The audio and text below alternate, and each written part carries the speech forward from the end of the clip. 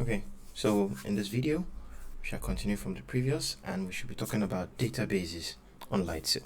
So Lightsail offers database as a managed service, and you can create your database, connect to your database, and configure different things like your security and the capacity of your database you want, and static billing. Basically, that's what Lightsail is talking about.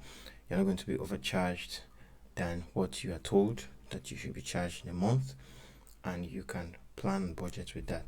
So basically, you have no database at the moment, so let's create a database in Lightsail.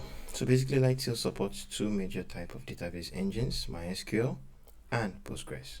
So go for MySQL. You can also change your region if you want to. We're going to stick with Ireland, EU West 1, and then we can specify our login credentials over here. So I'm just going to write username rdbmaster or db owner, any username I choose to use, and then the password is saying that it's going to create a password for me, or I can specify my password. I usually like to create a password because it's going to obviously generate a stronger password for me than I'll do for myself. And then specify the master database name. Okay, this is optional, I can just leave it. And then we have database plans. So what kind of database do we want? Lightsail also gives you the option of choosing specific kind of database. You can have the memory optimized, you have the processing, the storage, and then you have transfer.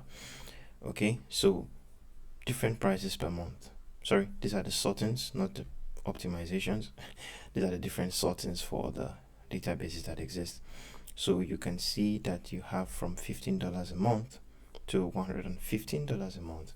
And just like every other Lightsail service, you have the memory, you have the CPU, you have the storage, then you have data transfer per month.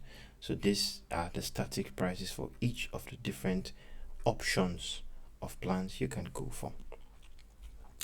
And then you said if you need to import more than 10 gig of data, I recommend choosing a larger database plan, because this is obviously going to cost you in terms of storage and other things. So that's why they are suggesting that you use more than 10 gig of data. Recommend using a larger database plan. Okay, if you're doing more than 20 gig, just like that. So, and then you give your database a name, something to identify it within Lightsail. So you can call it my first MySQL. So, and then the tagging you can give here, and that's it basically. So click on create to create our database. It's going to take a couple of minutes. We'll come back when this is done. And here our MySQL database is ready. So if you open it, you can see the URL to connect to our database. It's on port 33086. We can always get the password here. So this is the password. We have the option of changing the password. This is the username. So basically, if we want to connect to it, we need any kind of SQL client, MySQL client, to connect to this, and we should gain access to the DB. Then we have the logs and history here to know what's going on within the database, and logs for changes. We have the metrics, CPU utilization, disk space, very important, so we can know when the disk is getting filled up. We can configure an alarm for this too. So this basically helps us with metrics and system availability. We have other things like network throughput, and then we have the networking configuration. So I say when public mode is enabled, anyone within your database with your database username and password can connect to it. So by default, this is disabled. It means that your database is not publicly available on the internet.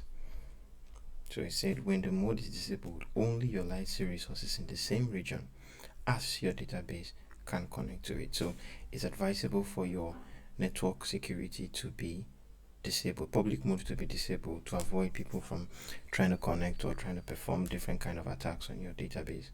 And then you have snap and restore, so you can actually store snapshots, backups of your database.